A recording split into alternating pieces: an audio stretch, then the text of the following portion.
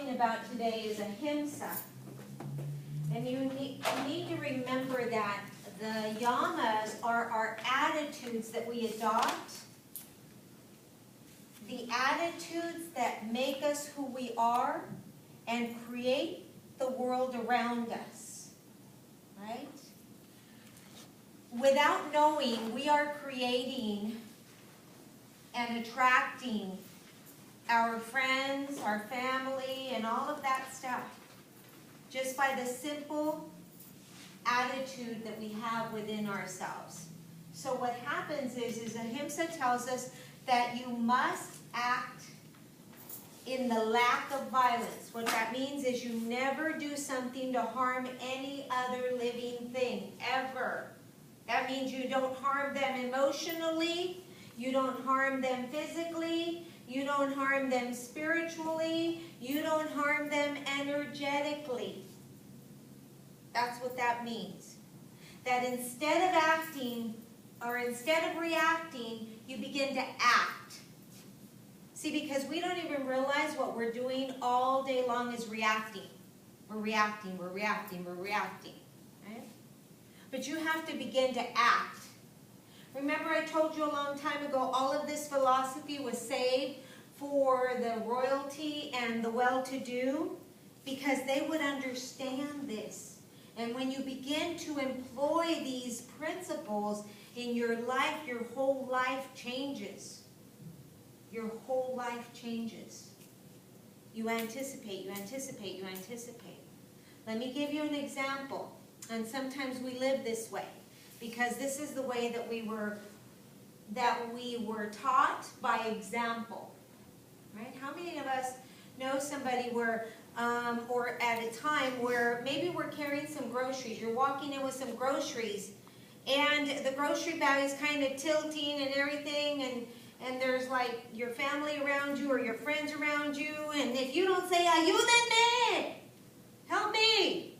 they don't come to your rescue. That is the lack of being proactive. You must learn to be proactive.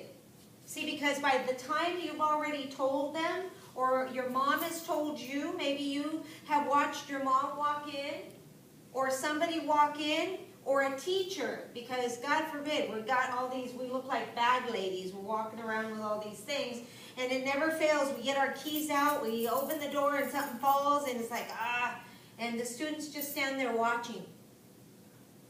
How many times haven't we done that? Right?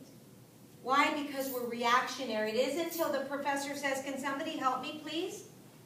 Then all of a sudden 3 or 4 people. But we're reacting on the words we just heard. We are not being proactive. We are not taught to think proactively. We are taught to be reactionary thinkers. And 98% of the population is a reactionary thinker. 2% of the population are proactive thinkers. Those are the people, and the scary part is this, that 2% of the population holds the world's wealth. 2% of the population holds the wealth of the 98%.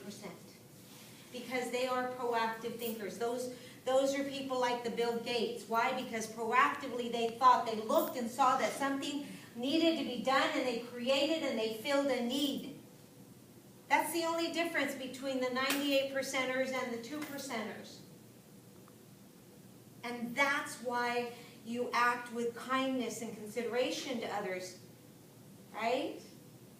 If her baby is crying and she's at the store and she's struggling, we're all like afraid because, you know, we kind of become this Sue society, right? So she might sue me for libel or slander if I go to her baby and say, "It's okay, baby, it's okay." Then she'll say like, "Oh my God, this person is trying to," right? So we have created that culture.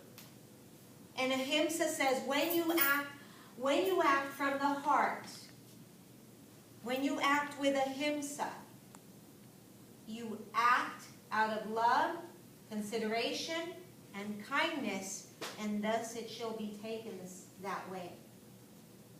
Right? If somebody's smoking, instead of going, "Ew," hand them an ashtray. This is where your butt belongs. Right? But how many of us really do that? If somebody's coughing, can you speak? Are you okay? Yeah. But instead, somebody coughs and they're having a coughing fit attack, we just watch them. Because we're reactionary. We are not taught to be proaction. Right?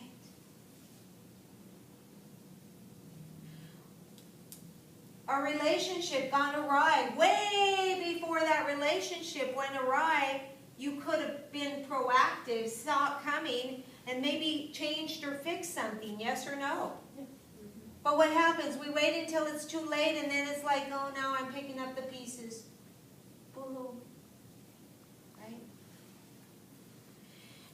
Proactiveness also means that you be very proactive with your words. You be very careful, because the words you put out in front of you precede you.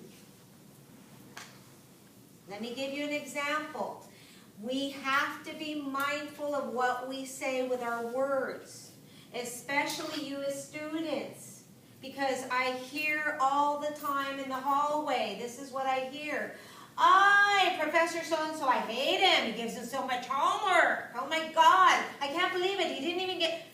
And all you do is talk the bad part. I never hear in the hallways, God, I have this awesome professor, and my God, she does this, and I love her class. No, that's not what you hear in the hallways. Am I right or am I wrong? You're right. Am I making this up? No. Please tell me if I'm making this up, I'm sorry. Right? Right.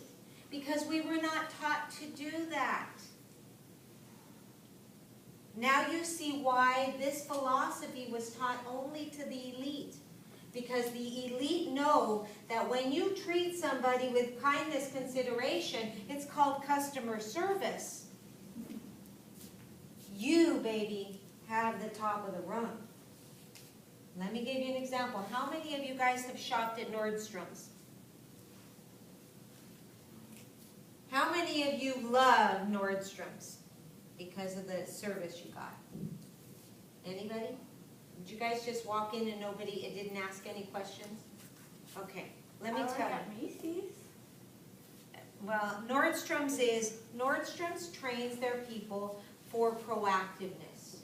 And not everybody can work at Nordstrom's. And they watch you with the camera to make sure that you're treating everybody with respect.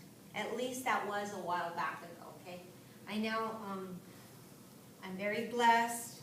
I don't do my own shopping. I have a personal assistant. I tell them what color I need. I tell them what size. They go do the shopping. I don't have time to do the shopping, okay? But they were the ones that first came out with a personal assistance. You can take anything back that you buy from there, regardless of what shape it's in, and they'll take it back. They will take it back, no questions asked. Right? Then the personal assistant, when you go into the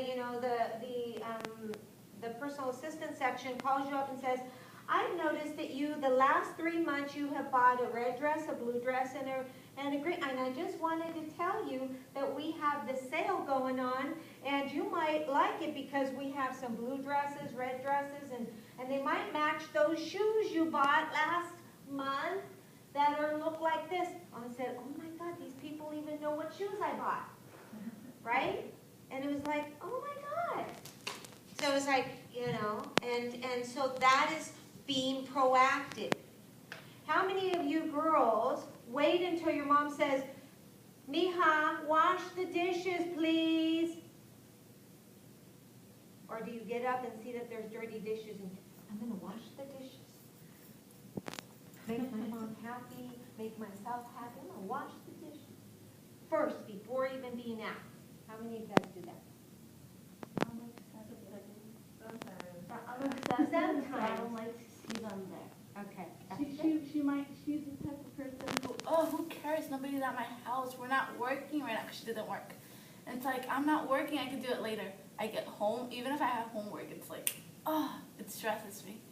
So that needs to be done. Yeah. Okay, so that's a good thing, but at the same time, even though you wait till you get home, it stresses you, you're still reacting. Yes. You're reacting because it wasn't done. Does that make sense? See that?